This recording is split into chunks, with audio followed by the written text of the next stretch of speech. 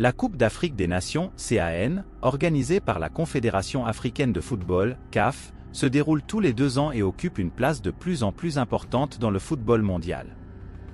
Elle est l'une des compétitions les plus illustres sur le continent africain et elle est considérée comme la 3e compétition de football la plus importante au monde. La CAN témoigne de l'amour pour le sport roi sur le continent africain ainsi que de son attrait grandissant aux 4 coins du globe. L'histoire de la Coupe d'Afrique des Nations remonte à 1957, une période où de nombreux pays africains luttaient pour leur indépendance. Durant les premières éditions de la CAN, seules les 4 nations fondatrices se disputaient le trophée. Il s'agissait du Soudan, de l'Égypte, de l'Éthiopie et de l'Afrique du Sud. La CAN a donc débuté avec une participation limitée, mais elle a depuis lors connu une expansion significative, tant en termes de nombre de participants que de prestige. Aujourd'hui, elle rassemble les meilleures équipes nationales du continent africain dans une compétition passionnante qui capte l'attention des amateurs de football du monde entier. L'histoire de la CAN est riche en moments historiques, en exploits sportifs et en émotions intenses. Elle représente un élément essentiel de la culture footballistique africaine et continue de jouer un rôle majeur dans le paysage mondial du football. Les Égyptiens ont remporté la compétition à 2 reprises, tout comme les Éthiopiens. À partir du début des années 60, la compétition a été structurée.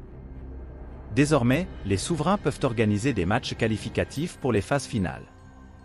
Cette nouvelle donne a permis aux Black Stars, le surnom de l'équipe du Ghana, de dominer cette décennie.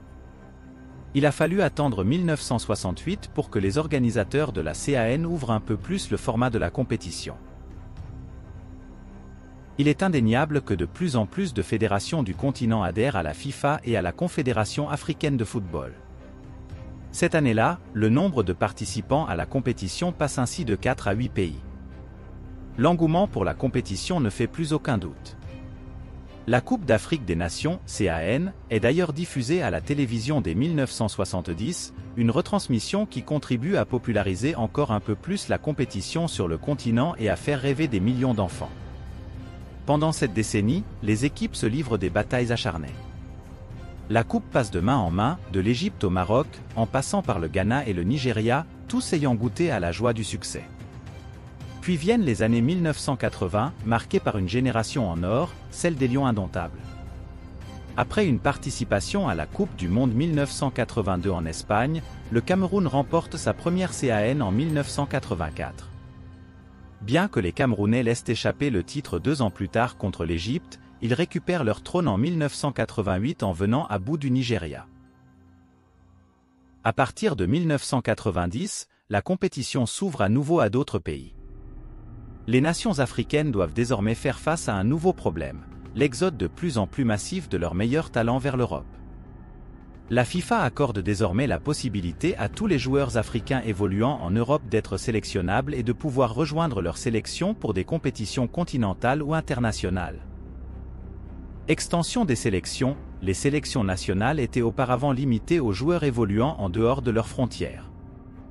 Une nouveauté permet désormais aux joueurs d'origine africaine évoluant en Europe d'opter pour la nationalité de leurs parents, augmentant ainsi le niveau de la compétition. Élargissement de la compétition, la CAN est passée de 8 à 24 pays participants, ce qui a intensifié la compétition entre les nations. Aucune équipe n'a réussi à imposer une domination claire, bien que certaines aient tiré leur épingle du jeu. Retour des grandes nations. Des nations telles que le Nigeria, la Côte d'Ivoire, le Cameroun et l'Algérie ont marqué leur retour sur le devant de la scène et ont remporté la compétition à différents moments depuis les années 2000. Découverte de nouveaux talents, la CAN offre aux nations africaines l'occasion de découvrir de nouveaux héros et de mettre en avant des joueurs à travers le continent. Des joueurs comme Laurent Pokou et Samuel Eto'o ont émergé comme des figures importantes de la compétition. Ce résumé met en lumière l'importance de la CAN en tant que vitrine pour le football africain et la diversité des talents qui émergent lors de cette compétition. Je vois que votre texte parle de plusieurs moments marquants de l'histoire de la Coupe d'Afrique des Nations, CAN, ainsi que de l'importance des joueurs et de la politique dans ce contexte. Voici un résumé. En 1974, un joueur nommé Ndé Moulan a marqué l'histoire de la CAN en inscrivant un record historique de buts pour l'équipe camerounaise dans les années 1980. Roger Mila, l'attaquant vedette, a également brillé avec 4 participations et plusieurs trophées glanés. Plus tard, Abedi Pelé, joueur ghanéen, a remporté la CAN en 1982 et a été désigné joueur africain de l'année en 1992 malgré une défaite en finale. Dans les années 2000 et 2010, des joueurs comme Samuel Eto'o du Cameroun et Didier Drogba de la Côte d'Ivoire ont continué à marquer l'histoire de la compétition. Après leur retraite, des joueurs comme Salah, Mahrez et Aubameyang ont pris le relais pour médiatiser la CAN. La politique a souvent joué un rôle dans la compétition.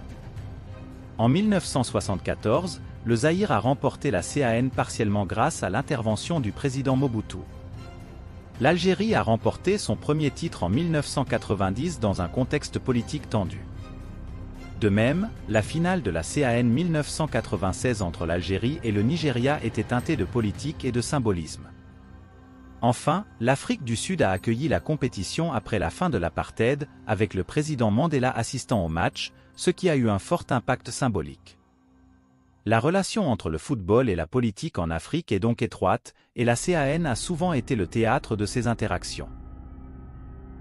En discutant de son histoire, des équipes gagnantes et de l'impact de la compétition sur le football mondial.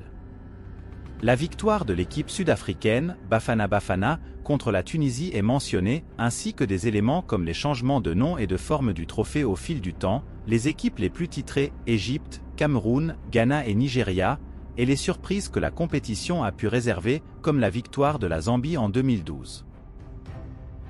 Quant à la question finale, elle semble inviter à partager d'autres compétitions que l'on pourrait analyser.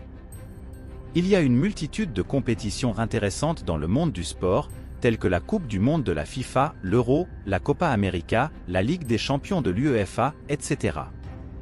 Chacune de ces compétitions a son propre lot d'histoires fascinantes, de moments inoubliables et de rivalités passionnantes à explorer.